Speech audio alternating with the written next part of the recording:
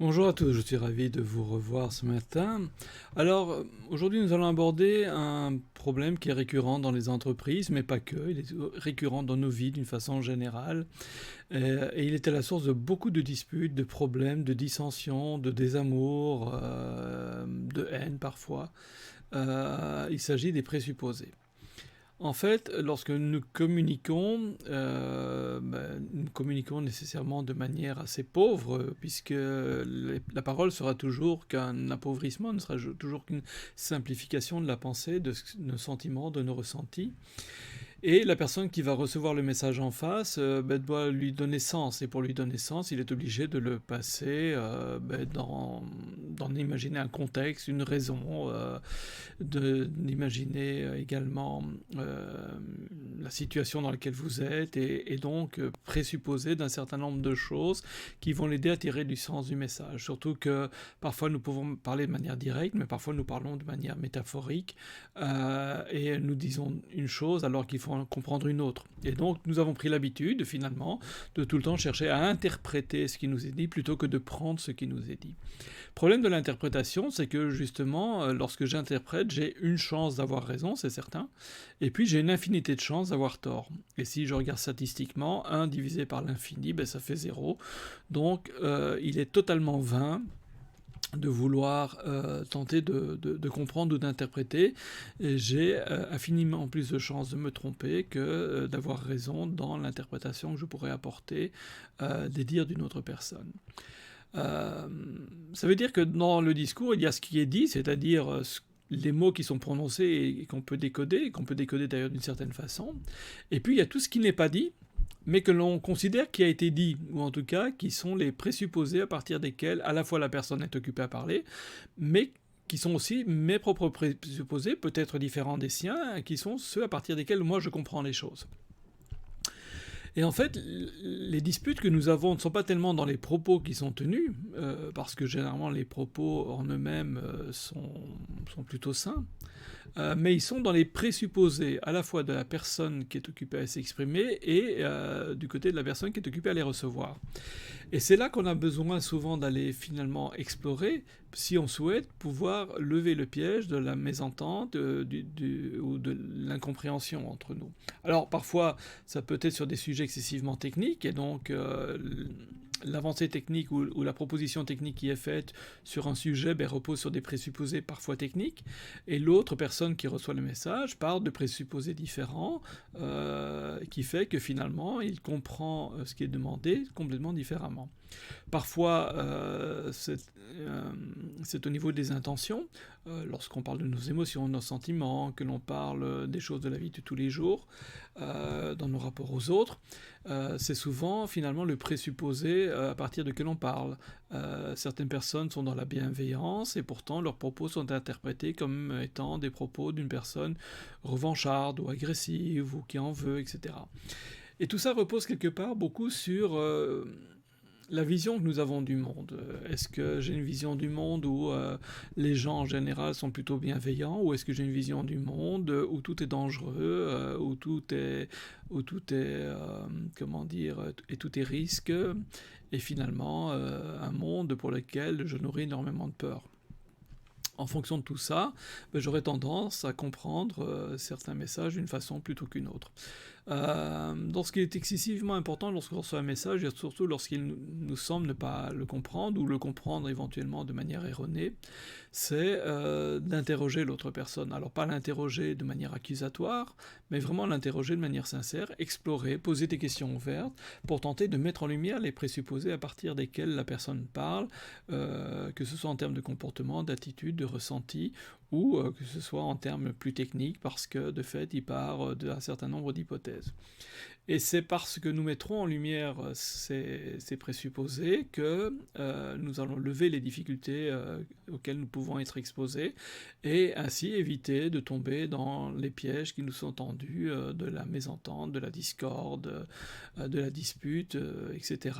Parfois même de la vendetta, parce que parfois chez certaines personnes, ces disputes n'arrivent plus à s'arrêter, elles vont comment dire, elles vont entretenir comment dire, ce sentiment, par exemple, d'injustice qu'elles ont vécu et l'entretenir, je veux dire, pratiquement éternellement.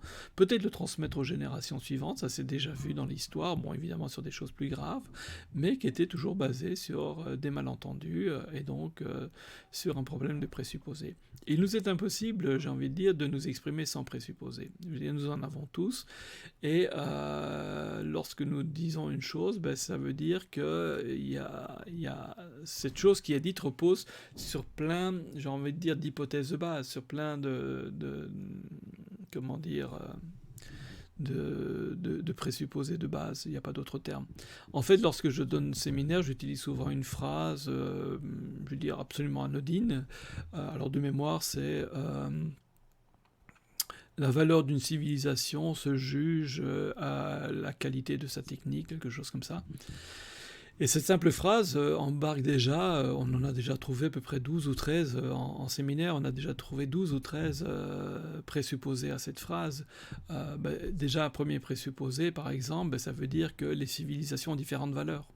Je n'ai pas dit que c'est vrai, mais en même temps, c'est ce que la phrase présuppose. Et si j'accepte la phrase, ça veut dire que j'accepte, in fine, inconsciemment, que les civilisations peuvent avoir différentes valeurs. Ça veut dire aussi, ça implique aussi, ça présuppose aussi que les techniques ont différentes qualités. Ça précise aussi qu'on peut juger de la valeur d'une civilisation. Ça dit aussi que le seul critère de la qualité d'une civilisation, enfin de la valeur d'une civilisation, c'est la qualité de sa technologie. Alors tout ça n'est pas nécessairement vrai, hein, c'est une phrase pour jouer, pour travailler, mais vous voyez, donc à partir du moment où je prononce une phrase, que je ne l'analyse pas et que je l'accepte, j'accepte quelque part tous les présupposés. Alors les présupposés peuvent être quelque part, pour ceux qui maîtriseraient vraiment bien le sujet, un cheval de Troie, une façon de vous manipuler. Parce que ça vous ferait, en utilisant correctement les présupposés, ou en tout cas en installant correctement les présupposés, en disant des choses qui paraissent absolument banales et que l'on peut totalement accepter, eh bien, on ne remet pas en question ces présupposés, et ces présupposés deviennent les nôtres, parce que notre inconscient les comprend très bien, par contre, ces présupposés. Nous vivons par exemple une chose très, très étonnante aujourd'hui avec toutes ces questions de pandémie, etc. Juste à titre d'exemple. De tout temps, une personne qui a peur, et c'est vrai qu'il y a des gens qui peuvent avoir peur de quelque chose, ces personnes s'enfermaient chez elles, restaient chez elles, se protégeaient, et puis le reste du monde vivait tranquillement. Ceux qui n'avaient pas peur ou qui étaient sereins vivaient tranquillement. Aujourd'hui, la proposition s'est complètement inversée. Donc les gens qui ont peur, ce sont les gens qui ont peur qui imposent à ceux qui n'ont pas nécessairement peur de devoir porter des bavettes, de tenir des distanciations sociales, de se faire vacciner, etc., etc., contre, finalement, contre tout respect des libertés individuelles. Et donc cette chose est complètement inversée. C'est aujourd'hui ceux qui ont peur qui imposent à ceux qui n'ont pas peur de se mettre en ordre de façon à donc d'œuvrer à soulager la peur que ces personnes entretiennent elles-mêmes. Je veux dire, en temps ordinaire, on dirait à la personne qui a peur, écoute, tu as peur, ok, c'est correct, c'est ton droit, mais gère, c'est ton problème. Je veux dire, à toi de gérer ça. Maintenant, si tu as besoin d'être accompagné pour gérer tes peurs, on pourra toujours t'accompagner, mais on ne va pas demander à ceux qui n'ont pas peur de devoir œuvrer, eux, à être conformes à tes attentes, de façon à ce que toi, tu puisses être rassuré. Aujourd'hui, cette proposition est complètement inversée dans cette situation de Covid, etc. Donc à nous de voir ce que nous voulons faire. Mais ça veut dire qu'il y a un présupposé quelque part qui a changé et qui fait que on est en droit de regarder le monde de cette façon-là. Et en fait, cette chose s'est installée avec le temps, si on regarde bien, parce que à un moment donné, les communications officielles ont commencé à mettre l'accent sur cette maladie, à présenter des chiffres et à présenter les choses toujours d'une certaine façon, l'air de dire c'est une pandémie, c'est l'affaire de tout le monde. Elle a affirmé ça haut et fort, et nous devons tous œuvrer à éradiquer cette maladie. Il n'y a jamais eu de débat autour de ça, même démocratique. Par exemple, un ministre ou un premier ministre décide de je sais pas moi, de confiner comme ça s'est passé dans le temps, etc. Et il n'y a jamais eu de débat autour de ça, en disant, bah, écoute, donc une opposition aurait pu être là et dire, bah, écoute, monsieur le ministre, oui, tu proposes de confiner, pourquoi pas, mais tu pars d'où pour dire ça? Ah, ben je pars des propos de tel professeur qui dit ceci, ça ou ça. Et l'opposition aurait pu dire, oui, en effet, il y a bien cette personne qui dit ça ou ça, puis en même temps, il y a telle personne qui dit autre chose, il y a telle personne qui dit autre chose, il y a telle personne qui dit autre chose. Pourquoi celle-là plutôt qu'une autre? D'accord? Et donc, on aurait pu avoir un débat et peut-être avoir une vision plus mesurée, plus démocratique peut-être aussi, de ce qu'il y avait à faire pour gérer cette situation dite sanitaire. Mais tout ça n'a pas existé, donc il n'y a eu qu'un seul propos, c'était le propos de la maladie, de la pandémie, du risque, etc., avec des chiffres qui étaient donnés et qui en absolu paraissent importants, et c'est vrai que toute vie humaine est importante, mais qui en même temps, comparés, relativisés, etc., ben, ne représentent plus grand-chose et ne donnent pas beaucoup de sens. Donc, et c'est là où justement ceux qui sont définis comme conspirationnistes en rentrent dans le jeu et viennent avec des propos différents parce qu'ils vont chercher ces différences, ils font ces comparaisons, ils disent à un moment donné, mais de quoi parle-t-on véritablement? Le choix du vocabulaire, évidemment, est une chose excessivement importante parce qu'en les nommant de complotistes, ça veut donc bien dire que ce sont des gens qui nourrissent un complot. Alors qu'en fait, non, ce sont des gens peut-être qui sont fans de la théorie du complot, en ce sens qu'ils ont tendance à vouloir dénoncer un complot qui serait là. Alors y a-t-il complot, y a-t-il pas, c'est un autre débat, je ne suis pas là pour ça.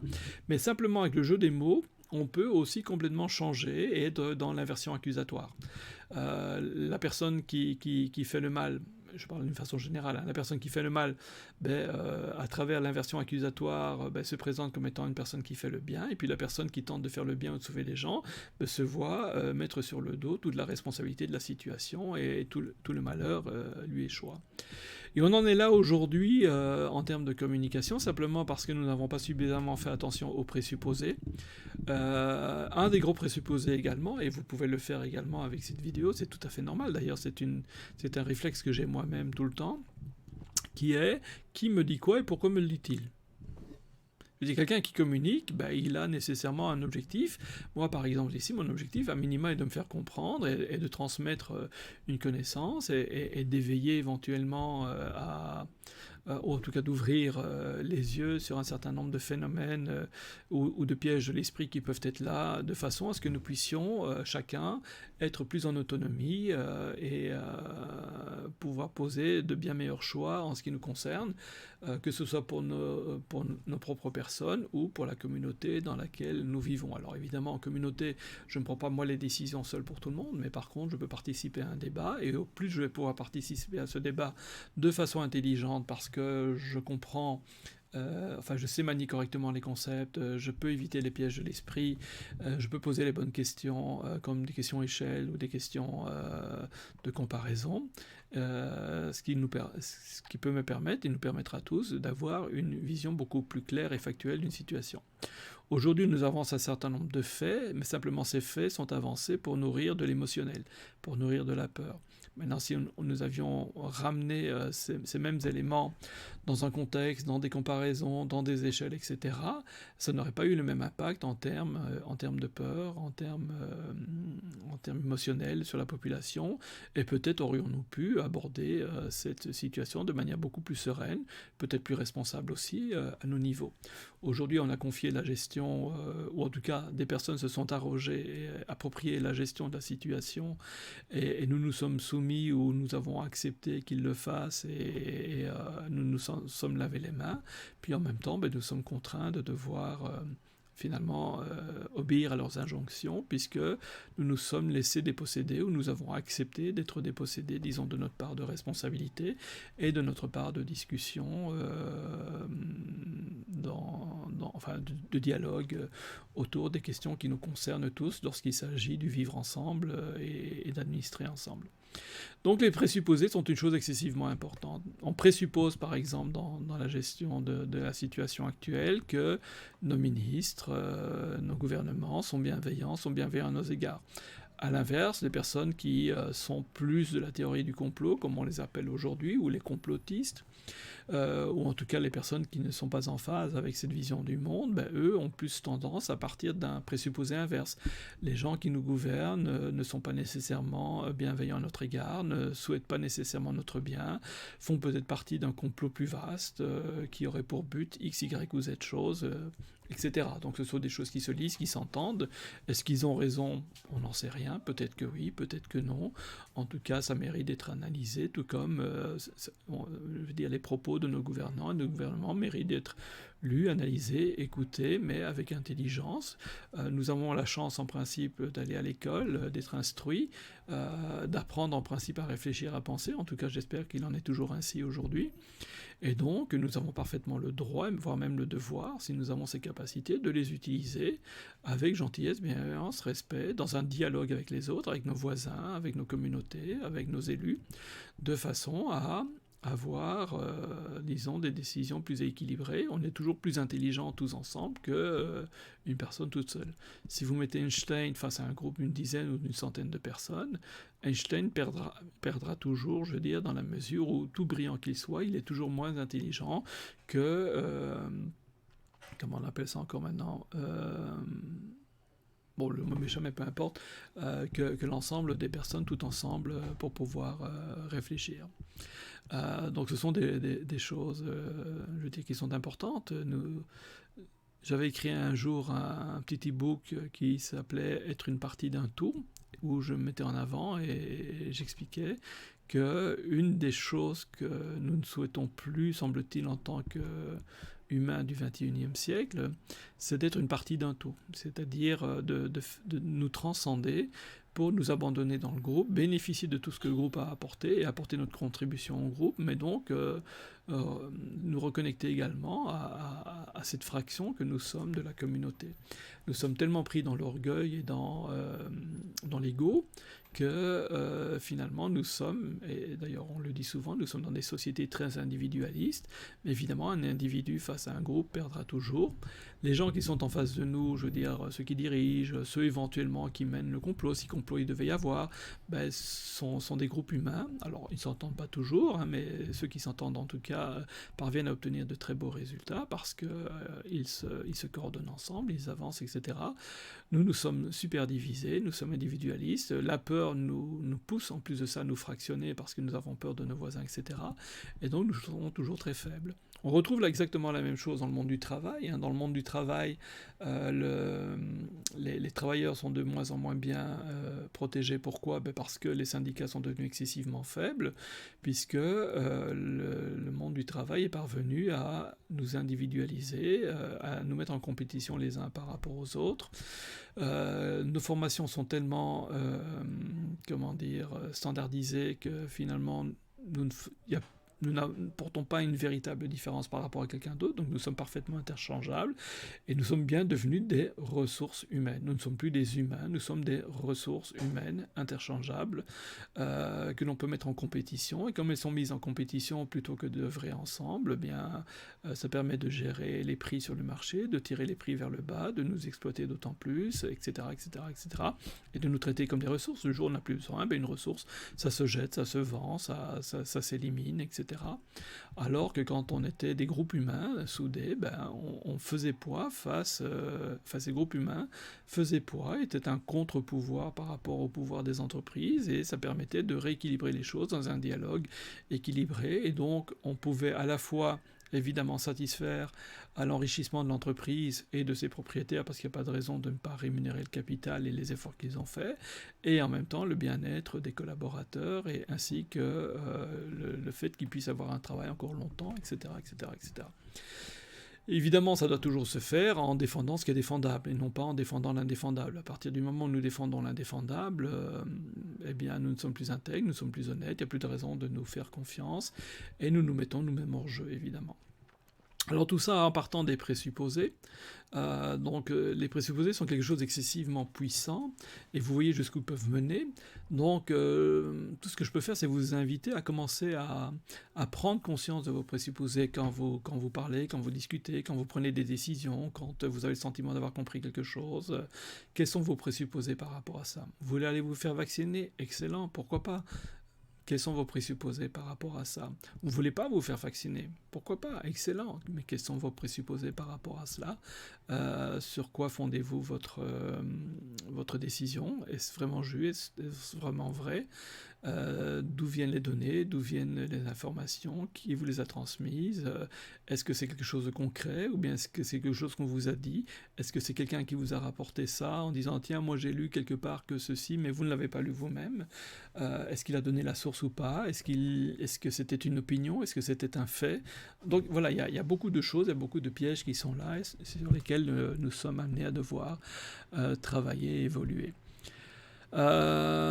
Évidemment, la situation est difficile, elle est difficile à plus d'un titre, hein. Il n'y a pas que la situation sanitaire, hein. De cette situation sanitaire, on a des situations de vie, des situations professionnelles qui sont, pour beaucoup, qui sont compliquées, qui sont difficiles, qui sont aiguës. Certains ne gagnent plus ou plus sévèrement leur vie. Alors il y a des professions qui sont très visibles, hein, comme les restaurateurs, dont on parle souvent, etc. Il y en a d'autres dont on parle un peu moins, comme les formateurs, etc., puisque ce sont les premiers budgets souvent qui ont été éliminés au sein des entreprises qui avaient besoin de retrouver des marges suite au ralentissement des activités. Et donc il y a des pans complets de l'économie qui sont un peu en panne pour l'instant et pour lesquels les personnes qui sont là ont beaucoup de difficultés à vivre. Et donc avoir une pensée par rapport à eux serait intéressant et puis leur permettre peut-être aussi de continuer à avancer, travailler et faire des choses à peu près correctes et leur permettre ainsi de pouvoir continuer à nourrir leur famille et garder de la dignité est une chose importante. Sinon, nous allons avoir assez rapidement une situation sociale, civilisationnelle à devoir gérer, c'est-à-dire des pans complets de nos concitoyens qui sont dans des difficultés et dans des difficultés de vie. Alors, ça peut partir dans deux sens. Soit ça peut nous donner l'envie de les soutenir, de les aider, ou bien ça peut à nouveau nourrir nos peurs et nous pousser à nous protéger un peu plus et en se disant, tiens, voilà, s'il y a un gâteau, ce gâteau je le veux pour moi plutôt que de le laisser pour l'autre ou de le partager, si bien que peu importe si l'autre tombe, moi au moins je survis. Donc on peut être dans cette situation de survie où c'est chacun pour soi. Le problème, c'est que la science aujourd'hui démontre de manière, sans l'ombre d'un doute, que contrairement à ce que Darwin avait avancé, qui était une hypothèse, hein, mais des travaux de Darwin, on avait tendance à dire que c'était les plus forts qui survivaient. Et en fait, aujourd'hui, la science démontre que c'est l'inverse. En fait, ce sont ceux qui collaborent aujourd'hui, ce sont les espèces qui collaborent, qui survivent aujourd'hui. Alors, soit elles collaborent au sein de l'espèce, soit elles collaborent aussi avec d'autres espèces, hein, ça arrive parfois. Mais l'important, c'est cette collaboration. C'est de la collaboration que naît la survie. Or, nous avons tous besoin de survivre aujourd'hui, donc quels sont les moyens de collaboration que nous mettons en place pour dire de pouvoir tous passer tous ensemble ce moment qui est probablement difficile et cette situation qui va nous inviter probablement à devoir construire ou reconstruire nos sociétés, reconstruire nos économies, etc. Ça ne peut se faire que dans l'entraide, dans l'accompagnement, dans le fait de se prendre les uns et les autres par la main et d'avancer tous ensemble. L'idée, c'est de ne laisser personne sur le bord du chemin. En tout cas, moi, c'est ce que j'aimerais qu'il en soit ainsi. Maintenant, ça ne dépend pas que de moi. Moi, je ferai ma part de travail probablement, mais il nous appartient à chacun de poser ses choix, quoi qu'il soit, quoi qu'il en coûte. On est à un moment qui est un moment qu'ont connu nos parents probablement, quand ils ont eu à vivre des choses peut-être infiniment plus dramatiques, comme la Seconde Guerre mondiale pour mes parents, la première également pour mes grands-parents. C'était des moments difficiles et compliqués, et ceux qui s'en sont sortis, ce sont ceux qui collaboraient, ce sont ceux qui, pas avec l'ennemi bien sûr, mais ceux qui se sont donné la main les uns avec les autres et qui se sont battus pour que tout le monde s'en sorte, en tout cas du mieux possible, et puis à la volonté de Dieu, évidemment. Donc voilà un peu ce qui m'inspire, ce point de départ qui était le fait de réexplorer les présupposés. C'est quelque chose de puissant, c'est quelque chose d'important. Donc, à vous de faire votre travail. Vous pouvez laisser dans les commentaires ici en dessous certains présupposés qui vous sautent aux yeux et auxquels on ne prête pas toujours attention et qui permettraient peut-être de commencer à voir la situation actuelle d'une façon différente. Ou en tout cas de pouvoir remettre en question la façon dont nous avons tendance à penser tout cela. Je vous remercie pour votre attention, ça fait un peu plus de 24 minutes que nous sommes ensemble, c'est toujours un plaisir que de vous rencontrer et de parler de sujets qui me paraissent importants. Je vous souhaite beaucoup de bonheur, une bonne santé, j'ai quelques amis qui sont tombés malades du Covid, j'ai une pensée toute particulière pour eux et je leur souhaite une excellente santé, d'être sur pied très rapidement et je leur souhaite une longue vie, de même que toute personne qui aujourd'hui est atteinte de ce mal ou de tout autre problème de santé, parce qu'il y en a plein d'autres aussi. Et il s'agit de se rappeler aussi qu'il n'y a pas que le Covid dans la vie, il y a plein d'autres gens qui souffrent d'autres maladies, comme le cancer, comme l'hépatite, etc., etc. Enfin, il y en a plein. Et donc, souhaitons à chacun une bonne santé. Peut-être également, devra-t-on revoir un jour tout notre paradigme autour de la santé. La santé actuelle, elle a à peu près un siècle. De toute éternité, il y a toujours eu une façon de soigner sur Terre qui a probablement évolué avec le temps. Peut-être est-il temps aussi de commencer à réexplorer nos traditions et de voir ce que d'autres formes de médecine avaient à apporter en complément, dans un premier temps, à cette médecine-ci, si ça peut être pertinent. Et je pense que ce propos est un peu au cœur du débat aujourd'hui, même s'il y a une tendance, me semble-t-il, à vouloir occulter ce débat et ne vouloir laisser qu'un seul axe qui est l'axe de la médecine dite officielle. Alors une médecine n'est officielle que parce qu'on a décidé qu'elle en était ainsi. La question est de savoir qui en a décidé ainsi et pourquoi l'a-t-il fait. Moi je n'en ai pas décidé personnellement, d'autres citoyens non plus, ils subissent simplement ce choix.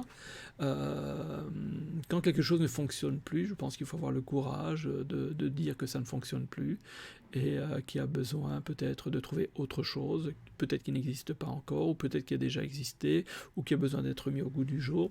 Donc c'est une vraie question qu'on peut se poser également, je pense.